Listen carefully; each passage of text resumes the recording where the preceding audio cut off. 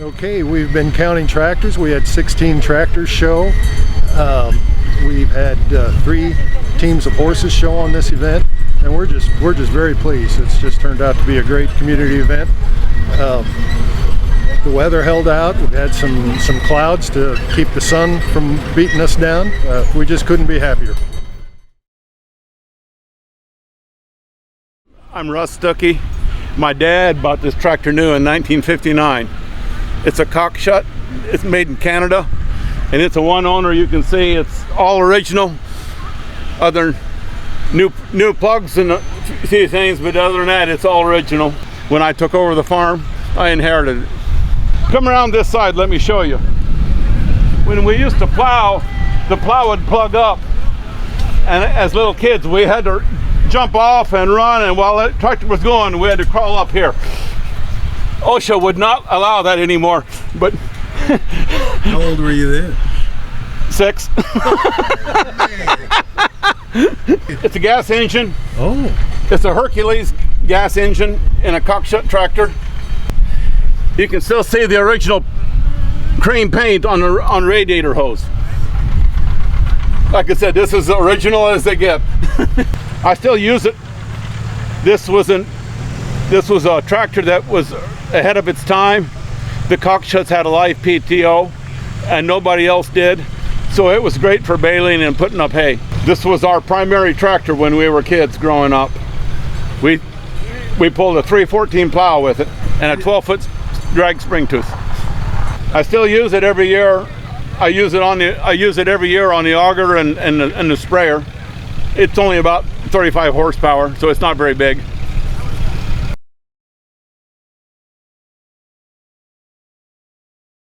And Daryl is our local horse connoisseur. I don't know about that.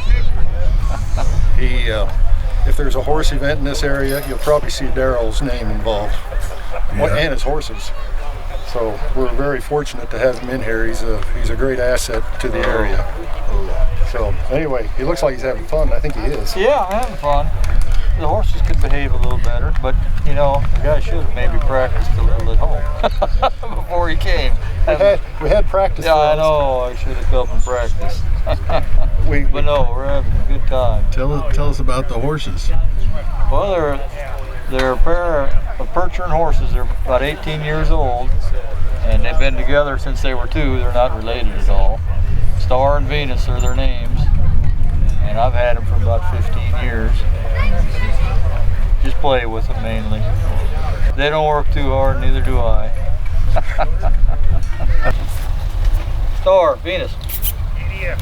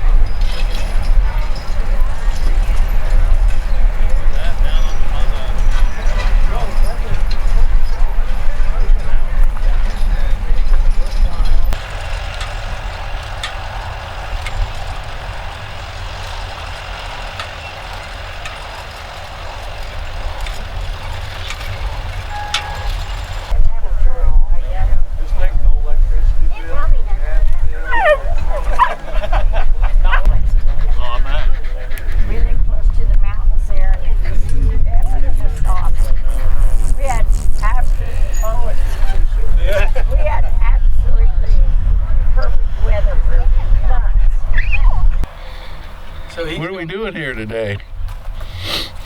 Well, we're giving a demonstration of the old times, I guess. Or, what, 50 years ago? At least 50. Yeah, this thing here is, what, 60 years old? And 58, what would that be? 42 and 23. Well, I'm 58, I'm 65. Oh, you're the same age as this tractor, okay. 65. And this tractor has been in Eugene's family since it was bought new. Yeah, my uncle bought this thing new in '58, I think. And his brother restored it a number of years ago, and they keep it really nice. How is this tractor different than what they use today? Oh my gosh. First of all, no cab. Nobody even dreamed of a cab when this thing was. Isn't that right, Glenn? That's right. That wasn't an option. And then one of the things I noticed right away is you can't adjust the steering wheel. No tilt wheel. Yeah, no tilt wheel. No tilt wheel. No extending wheel. And no air ride seat either. No, you know what? That old A has a better riding seat than this thing does. In those. Oh, really? The suspension on it? Yeah, it has that arm with a spring on it. Those are Actually, it rides amazingly good. Well, even that old U on that spring, if you sit on it, but you're more comfortable to stand. Yeah, there's a lot of standing in those days. Compared to the horses, these looked awful good. Well, and this tractor actually was built in a time where they were getting some innovations, coming up with more innovations. This has power steering. Yeah, that was a big plus with these. Does it have live PTO? Yes, I think this one has a live PTO. Like, it's got live hydraulics too. Yeah, the old ones you had, if they had hydraulics, you had to engage the clutch to get hydraulics. Only worked when the clutch was in. So Yeah. this was, as far as tractor evolution, they were just starting the modern tractor in these years. But this is, for deer, they were 2 years away from their big, where they abandoned the 2-cylinder and went to the 4 and 6s. So, they were just, and that was definitely an improvement, which guys that drove M&Ms and Case could have told us a long time ago, but we liked our Johnny Poppers. I was going to wipe the dirt off the top of this thing. He's got a towel? Okay, there he is. I was going to say, this tractor definitely needs a little loving care. Okay, now, That's all it takes. Dan, this is Keith Gehring. Keith Gehring. He's the Yeah, owner good to of meet this you. one. Keith, this is Dan Cleaver. He's our videographer. Oh, okay. And Eugene and Keith are brothers. So, but this tractor, the big thing that I find amazing on this tractor is that it's been in one family all these years. Actually, my cousin owned it before. Isn't that right, Keith? Well, the last person owned it was cousin, but it went through, it was all family. It was all family. Yeah, it was all. Well, your cousin was Jay Hobart? Yeah, Jay. Jay Hobart was my grade school teacher. Uncle. He owned it from, and Uncle Arnie's the one that purchased it new. Farmer's Market there. That's right. Yeah. Jay Hobart's son Jay is running the farmer's market. Yeah. So who are we talking to here? This is Russ Ham. Oh yeah. Russ Ham is one of our local antique tractor connoisseurs here in town, and he has quite an extensive collection of old tractors. The one you have here, Russ, what is this? Oh, this is 1938 KTA Minneapolis molded, and Twin City Design originally. Minneapolis Molding bought Twin City tractors out. And they used their design for a little while in the 30s there. It was in the 30s, and a lot of times by then guys were already transitioned, but I know, into the 40s some people still use mules and horses, just depending on what they could afford and how much acreage they had. I know my grandpa had a team of mules into the 40s, I believe. Pretty much early 40s, I'd say. They got old D. John Deere before that, and that old W30 finally got rid of the mules, I think. There were a lot of people that, just didn't, they were used to mules and horses, and that was it, it's gonna be it. And money-wise, I suppose, during the 30s. But some companies had programs and plans to get you into a tractor anyway. Oh, okay. As long as you can pay for it.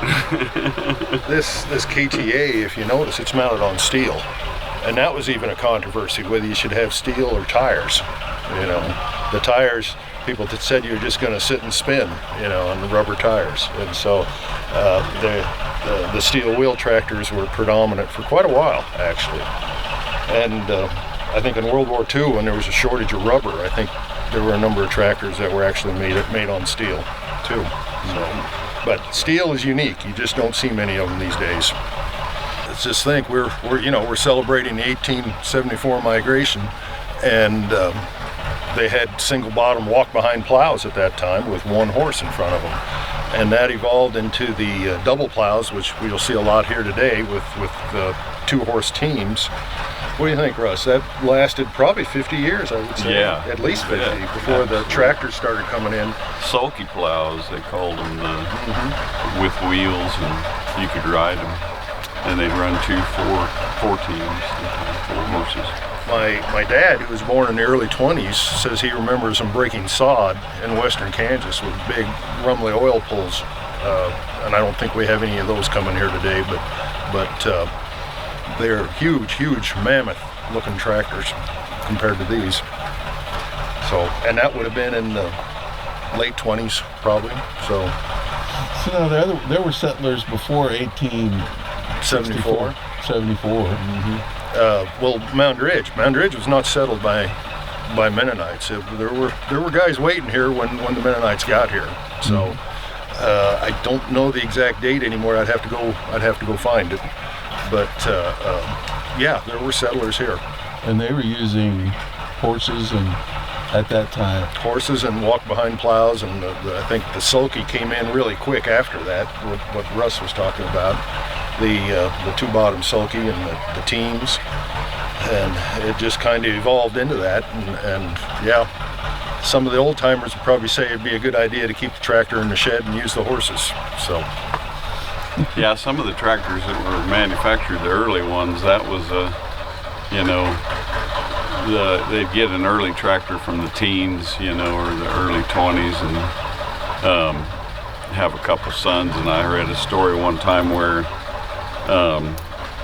they got the tractor and they ran it a little bit, and then the boys would fight on who got the horses, because they were kind of primitive and a little hard to operate, break down now and then. And a lot of farmers weren't mechanics, they were tinkerers, but not really, mechanics when it came to engines and things. So the horses were more reliable. Oh yeah, well, wow. That's just the thing. As long as they were healthy, they're ready to go.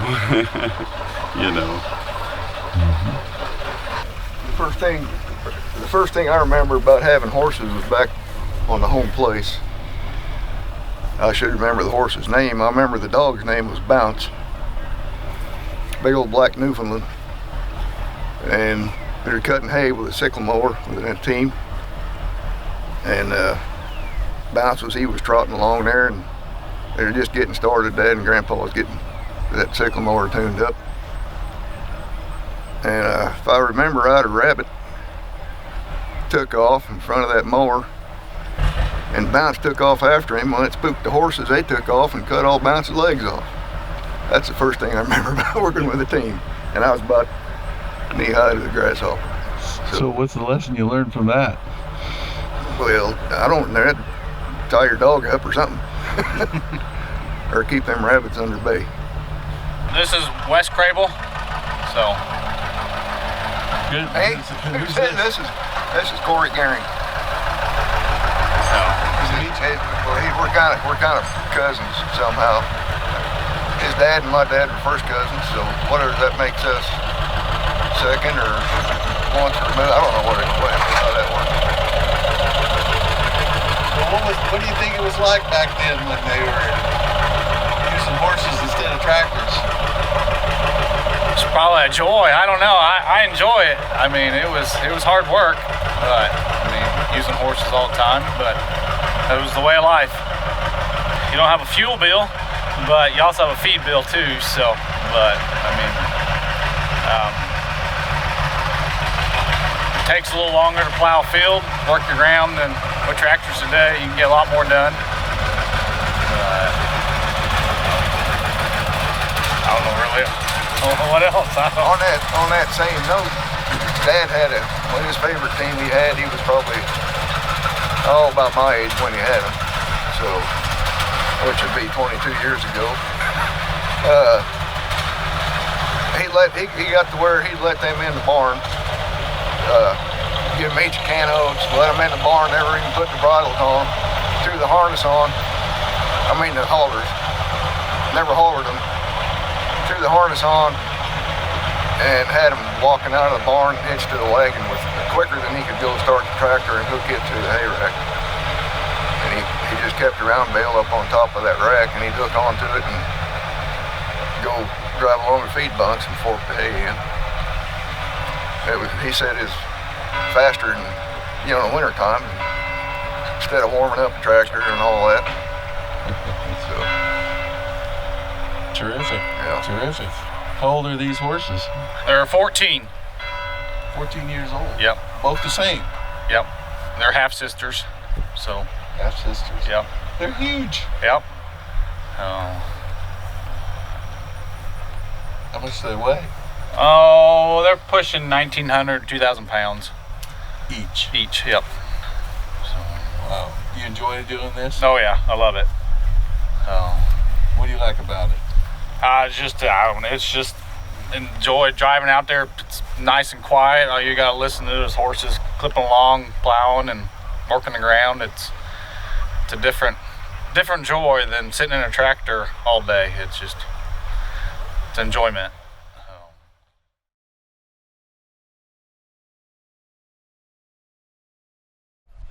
What did your dad say? A bushel and a peck. Dad always said a bushel and a peck. So. That's about right. Yeah. But how much is a peck? About Is it 1/4 of a bushel? Oh, I think that's right. 1/4? Okay, so it's like 15 bushels or 15 pounds. I'm impressed you're asking your 4th grade teacher how to do this. this. My 4th grade teacher right here. Yeah.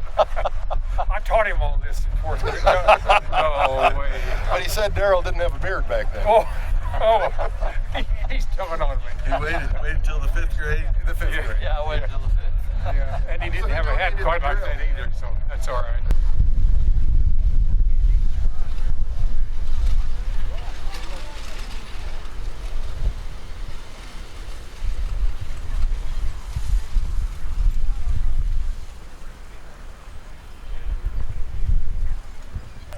That's an Oliver drill right there. Van Brunt. That should be a drill here. Which one? Oh, that other one. The Superior is an Oliver? Yeah, that was Superior. Okay. And my dad had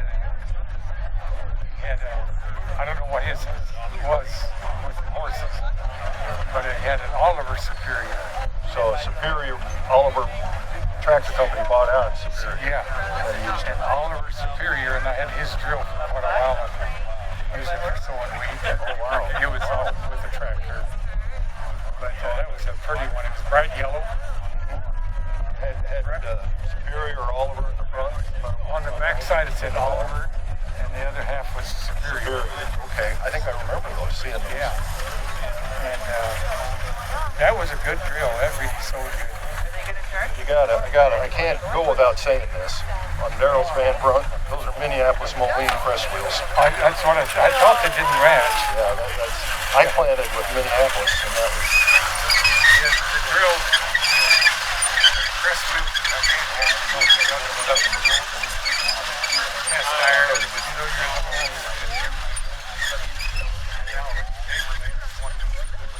decoration for the flower garden. Oh yeah. So I kept them around because I wanted, if anybody else wants any for the garden, let them have it. This is Mr. Unruh, Gordon. Yeah. Gordon Unruh. He is a retired Inman grade school teacher, and he was Daryl, our horse guy, Daryl Schrog's teacher. And he's here just, he's blessing us with his wisdom. Oh. Yeah. But and I think you farmed also? Yeah, I still farm a little now. And that farming is what kept me teaching all those years. It kept my mind clear. And you farm near Inman? Yeah, north of Inman. We're planting our hard red turkey wheat. And this is something people probably haven't seen for 50, 60 years. planting this breed of wheat, particular breed of wheat. And all our modern varieties of wheat that the guys use are based on the genetics of this particular seed. So this is something to see. So when those pioneers planted this, the neighbors watching them do that, they couldn't figure out why they were planting anything in the fall. They never heard such a thing. They wondered what's going on. Because it's they didn't understand. Yeah, it's a winter wheat. Yeah. It actually tillers through the winter until it goes into dormancy. It's cold. And they really wondered what was wrong with these farmers. Nothing will grow through the winter. It was kind of fun hearing about that when I read about that. Things moved on. You know, they used our modern researchers, K-State, developed hybrids, better breeds, better varieties of wheat as time went on. And so yeah, they kind of got away from this. The new varieties, the later varieties, are a little more disease resistant. And there's some advantages to that, you know, where this was not. So, and this maybe isn't as stout a seed, maybe as some of the modern stuff varieties.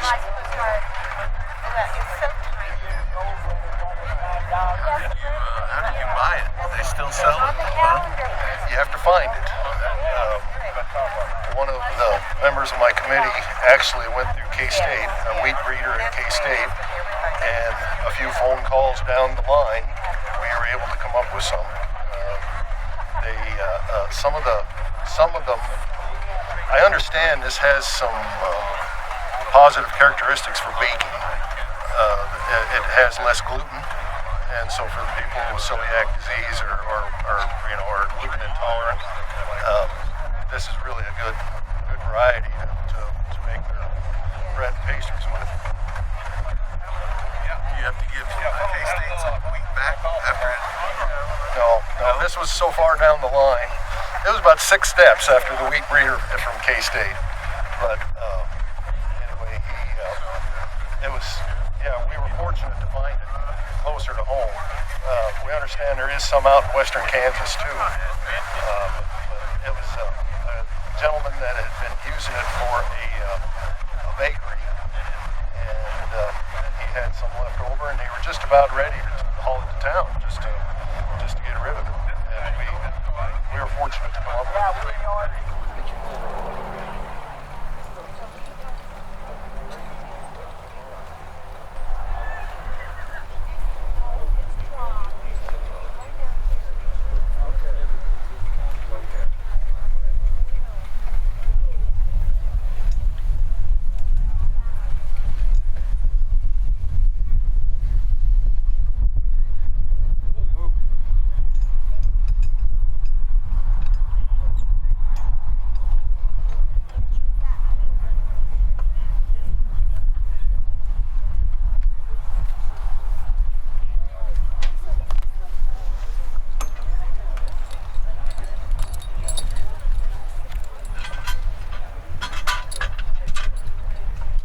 Drop 2, I think. You want to take the lead, Daryl? I'll try. I'll be crooked as could be over there on that north side. Well, if everybody goes crooked, it'll end up straight. Come on, back.